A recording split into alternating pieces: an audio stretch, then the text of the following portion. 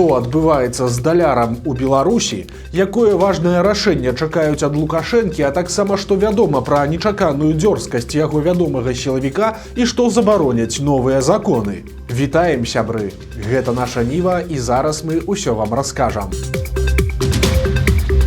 Курсы даляраў і еўра сінхронна перасягнулі важныя межы. Даляр цяпер прадаецца за 3 рублі і больш, а еўра за 3,5. Эканамісты ўжо прадказвалі, што сёлета беларускі рубель аслабне ў дачыненні да валюты недзе на 7%. І гэта калі не пачне калбасіць рубель расійскі, ад якога моцна залежыць курс нашых грошай. Пакуль што залатавалютныя рэзервы і актыўны продаж валюты насельніцтвам дапамагаюць беларускім уладам трымаць сітуацыю пад кантролем. Але ж на бліжэйшыя гады прагназуецца толькі рост. Павольным ён будзе ці не, ужо залежыць, на жаль, выключна ад знешніх фактараў. Пакуль што эканамісты прадказваюць курс даляра на 27 год у 3 рублі і 66 копеек, а ў 28 годзе у 3 рублі і 90 копеек. Але ж нечакана высветлілася, што ёсць і яшчэ адна праблема з далярамі, прычым беларусы прыдумалі яе сабе самі. Апошнім часам людзі пры куплі валюты спрабуюць спецыяльна знайсці новыя банкноты, а пасля пачынаюць скардзіцца, што іх нідзе няма. Прычынай сталі дзіўныя чуткі, што даляры старога ўзору прымаюць у абменніках па заніжаным курсе, ды і ўвогуле такія купюры хутка будуць вымаць з абароту. На справе ж усё гэта няпраўда, і даляры старога ўзору прымаюць так жа, як і новыя. Мікалай Карпянкоў зноў нечакана паведаміў страшную праўду. Ён раптам заявіў, што за мінулы год у Беларусі размініравалі каля 520 дронаў, з якіх кожны трэці быў баявым. Дык вось атрымліваецца, што беспілотнікі падалі часцей, чым 1 дрон у дзень. І гэта яшчэ падобна не ўлічвалі тыя, што падалі і выбухвалі самі ці былі збітыя. Чые былі гэта дроны, Карпянкоў, канешне ж, не ўдакладніў. Тут цікава, ці санкцыянаваныя былі такія дзёрзкія заявы ад адыёзнага міліцэйскага генерала. Усё ж пра гэтую небяспечную праблему упарта маўчыць нават Лукашенка. А тут Карпянкоў адкрыта называе, мякка кажучы, вельмі трывожныя лічбы. Жыхарка Віцебска падзялілася ў тыктоку трагічнай гісторыяй, якая скончылася яшчэ і прыніжэннем ад дзяржавы. На 25-м тыдні цяжарнасці ў жанчыны пачаліся заўчасныя роды. Выратаваць дзіця, на жаль, не змаглі, а далей жанчыну чакаў непрыемны сюрпрыз ад уладаў, бо сям'і адмовілі ў атрыманні грашовай дапамогі на пахаванне. Аказалася, што заканадаўства для такіх трагічных сітуацый мае спецыяльныя нормы, якія могуць падацца ў нейкай ступені цынічнымі. Па законе дзіця, загінулае да 22-го тыдня цяжарнасці, бацькам увогуле не аддаюць, яго утылізуюць у бальніцы. Калі жанчына страціла дзіця пасля 22-го тыдня цяжарнасці, то бацькі могуць забраць цела альбо ад яго адмовіцца. У другім выпадку пахаваннем зоймецца дзяржава. Але з 22-го тыдня і па 28-й тыдзень цяжарнасці дзіця лічыцца яшчэ плодам, а не паўнавартасным грамадзянінам.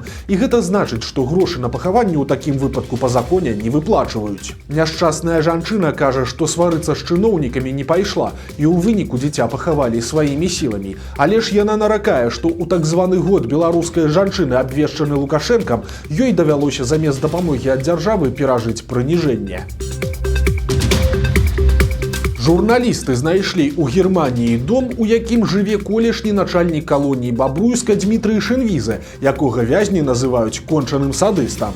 Раней высветлілася, што вядомы сваёй жорсткасцю былы начальнік аператыўна-рэжымнай часткі бабруйскай калоніі нумар 2 здолеў пачаць зусім новае і ціхае жыццё ў Германіі. Скарыстаўшыся сваімі нямецкімі каранямі, ён атрымаў статус позняга перасяленца і разам са сваёй жонкай пераехаў у Швірын. Гэта маляўнічая сталіца зямлі Макленбург, пярэдняе Памеранія. Але цяпер ціхі лад жыцця Шэнвіза крыху пахіснуўся, бо рэпарцёры выдання Вельт ам Зонтаг пастукаліся ў яго дзверы, і ім адкрыла жонка Шэнвізе. Даведаўшыся, пра што ідзе гаворка, яна патэлефанавала свайму мужу, і той гаварыць з прэсай не захацеў, а таксама забараніў жонцы даваць свой нумар тэлефона журналістам. На пісьмовыя пытанні выдання Шэнвізе таксама не адказаў, але вядома, што нямецкая крымінальная паліцыя ўжо завяла справу для расследавання ўдзелу Шэнвіза ў патэнцыйных злачынствах супраць чалавечнасці. Лукашэнкаўскі дэпутат і гісторык Ігор Марзалюк, свядома ці не, але добра патроліў расіян. Ён заявіў, што славуты асілак Ілля Мурамец насамрэч мог быць Іллём Быхаўцам, то бок ураджэнцам беларускай Быхаўшчыны. Марзалюк спасылаецца на паданне пра Ілюшку, якое расказвалі на тэрыторыі Быхаўскага павета. Паводле яго, ураджэнец гэтай зямлі Ілля быў вялікім асілкам і шмат багатырстваваў, і за ўсе яго заслугі, а таксама за тое, што ён аддана служыў веры хрысціянскай, Бог яго паклікаў да сябе. У канцы падання Ілля узносіцца на неба ў целе і становіцца прарокам. Такім чынам, згодна з уяўленнямі быхаўскага сялянства канца 19 стагоддзя, Ілля прарок гэта ніхто іншы, як Ілля з быхаўскай зямлі. І па словах Марзалюка, народная перакадзіроўка, якая звязвае Іллю прарока і Іллю Мурамца, была характэрная для паданняў, распаўсюджаных на тэрыторыі Магілёўскай губерніі. У вёсцы пад Мінскам пахавальню радзівілаў прыстасавалі пад захоўванне бульбы. Калісьці ў вёсцы Анополь стаяў драўляны касцёл, пабудаваны яшчэ ў 1776 годзе, пад якім і была фамільная пахавальня славутага роду. Яна складалася з некалькіх магільняў і займала шырокую тэрыторыю пад зямлёй. Склеп служыў цэнтрам сістэмы падземных хадоў, якія вялі ад панскага дома да пахавальні і далей да мясцовых могілак. У савецкія часы касцёл разабралі, а пасля на яго месцы пачалі будаваць сельскія дамы. У выніку падзямеллі са склепамі проста замуравалі, каб там не лазілі дзеці, а частку тэрыторыі колішняй пахавальні мясцовыя жыхары прыстасавалі для сваіх мэтаў. Напрыклад, вось гэты хлеў стаіць якраз над былым склепам радзівілаў, але цяпер у ім замест парэшткаў арыстакратаў знайшла свой спачын леташняя бульба. Фінскі палітык, якога штодня цытуюць крамлёўскія і лукашэнкаўскія СМІ, аказаўся сантэхнікам без грамадзянства. Апошнім часам у прапагандзе перыядычна з'яўляюцца публікацыі са словамі чалавека па імені Арманда Мема, якога прадстаўляюць як фінскага палітыка. Цытаванне Мемы можна знайсці і на Белта, і на СБ Беларусь сегодня, і на іншых ресурсах.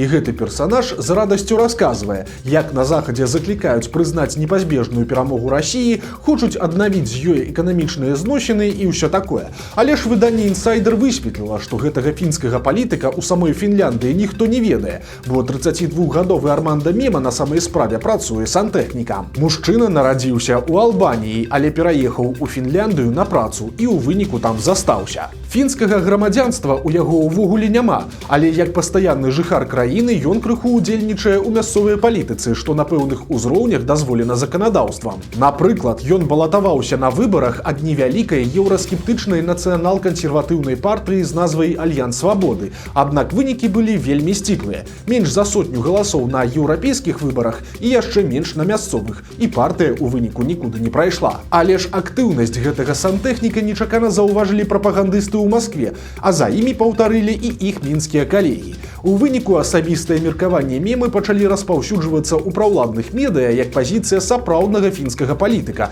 што на самай справе з'яўляецца падманам чытачоў. Для беларускага рынка працы прапанавалі новыя і больш жорсткія законы. Галоўная ідэя – гэта забараніць работнікам сыходзіць да канкурэнтаў. Удзельнік рады па развіццю прадпрымальніцтва Валянцін Пікуль прыводзіць у прыклад Кітай. Там кампаніі могуць заключыць з работнікам пагадненне аб неканкурэнцыі тэрмінам да 2 гадоў з выплатай кампенсацыі не менш за 30% сярэдняга заробку. Той жа Пікуль прапануе ўвесці ў Беларусі важныя абмежаванні для работнікаў. Напрыклад, на заканадаўчым узроўні ўвесці забарону для ключавых супрацоўнікаў пасля звальнення перацягваць за сабой былых калег і кліентаў. Таксама прапануецца даць кампаніям права праз суд часова забараняць былым супрацоўнікам працаваць у прамых канкурэнтаў, калі ёсць рызыка, што яны будуць выкарыстоўваць ранейшыя камерцыйныя сакрэты і тэхналогіі. Ну і ў дадатак да гэтага Пікуль просіць неяк абараніць бізнес ад разгалошвання былымі работнікамі камерцыйнай таямніцы. Улады зноў нагадваюць беларусам, як добра пра іх клапоцяцца. Цяпер старшыня мінскага гарадскога савета дэпутатаў Артём Цуран нагадаў, што жыхар сталіцы аплачвае ўсяго толькі 30% ад кошту праезду ў грамадскім транспарце. Астатняе, маўляў, за яго плаціць дзяржава, што паводле чыноўніка сведчыць пра сацыяльную накіраванасць лукашэнкаўскай палітыкі. Але ж тут, як звычайна, ёсць адно але. Гэта зноў падаецца як нейкая неверагодная шчодрасць ад дзяржавы, за якую беларусы мусяць быць бясконца ўдзячныя чыноўнікам. Вось толькі роўна такая такая ж сітуацыя адбываецца ва многіх іншых краінах, нават у самых капіталістычных. Больш за тое, недзе кампенсацыю коштаў за праезд цалкам бярэ на сябе дзяржава. Напрыклад, у сталіцы Эстоніі Таліне любы грамадскі транспарт цалкам бясплатны для ўсіх афіцыйна зарэгістраваных жыхароў горада. Сёння серада, а гэта значыць, што Лукашенко зноў адпачывае, а яго чыноўнікі ці то справаздачацца яму па тэлефоне, ці то робяць выгляд, што гэтая размова адбылася. Цяпер прыкрываць свайго начальніка давялося міністру сельскай гаспадаркі Юрыю Горлаву і прэм'ер-міністру Александру Турчыну. Апошні паведаміў, што далажыў Лукашенку пра вынікі сустрэчы з польскімі і літоўскімі перавозчыкамі, якія беспаспяхова спрабуюць вызваліць свае фуры, якія захраслі ў Беларусі. Буквально вот сегодня с утра состоялся у меня разговор с главой государства, где я еще раз подробно обо всем доложил. Поэтому сегодня президент обладает абсолютно всей информацией для того, чтобы принимать решения. Так што наступны крок у гэтай сітуацыі за Лукашэнкам. Ці ён будзе працягваць патрабаваць грошы, ці зробіць выгляд добрага цара, які злітаваўся і аддаў чужое, мы падобна ўбачым ужо вельмі хутка.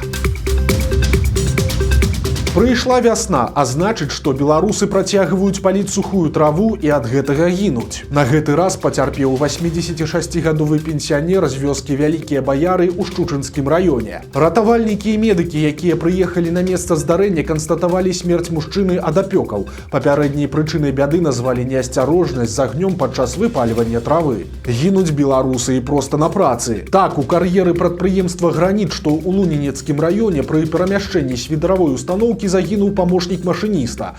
Мужчыну быў усяго толькі 41 год. Цяпер па факце яго гібелі заведзеная крымінальная справа. А ў Жодзіна падчас монтажу ліхтароў загінуў электрык. Падчас работ кіроўца аўтавышкі дапусціў дотык корпуса машыны з высакавольтнай лініяй электраперадач напругай у 10 000 вольт. У момант інцыдэнту 43-гадовы слесар электрык знаходзіўся побач з аўтамабілем і трымаўся за яго металічныя часткі. Адбылося паражэнне электрычным токам, якое аказалася фатальным. 74-гадовая пенсіянерка з Мінска прыняла ўдзел у ратаванні арабскага мільярдэра з Эміратаў. Жанчына ў яго закахалася, і пасля, калі кавалера выкралі невядомыя і пачалі патрабаваць за яго выкуп, мінчанка як магла дапамагала вызваляць яго з палону. Як вы ўжо напэўна здагадаліся, усё гэта было шматсерыйнай аперацыяй махляроў, і ніякага мільярдэра ніколі не існавала. Прычым пенсіянерку ад імя гэтага мільярдэра абдурылі ажно двойчы. У першы раз жанчына аддала 7 000 беларускіх рублёў за растаможку пасылкі з падарункам ад каханага. Само сабою, пасылка ў выніку не прыйшла, а мільярдэр проста знік. Але ж праз пару месяцаў ён зноў аб'явіўся і заявіў, што прыехаў у Беларусь, каб разабрацца і вярнуць жанчыне грошы. Хутка з мінчанкай звязаліся невядомыя, якія паведамілі, што яе знаёмага выкралі і запатрабавалі за яго выкуп. Даверлівая беларуска ў чарговы раз усяму паверыла, нават нягеглай заяве аферыстаў, што выкуп за арабскага багацея складае усяго толькі 5 000 беларускіх рублёў. Спужаўшыся за лёс каханага, пенсіянерка перавяла грошы на ўказаны рахунак і толькі праз некалькі дзён усвядоміла, што зноў стала ахвярай махлярскай схемы, і тады ўжо пайшла шукаць дапамогі ў міліцыі. Вось такія навіны серады. Подписывайтесь на канал, ставьте лайки альбо дизлайки и выказывайте заўвагі ў каментарах. И, конечно, читайте нашу Ниву, глядите нашу Ниву и любите Беларусь. До сустрэчы завтра.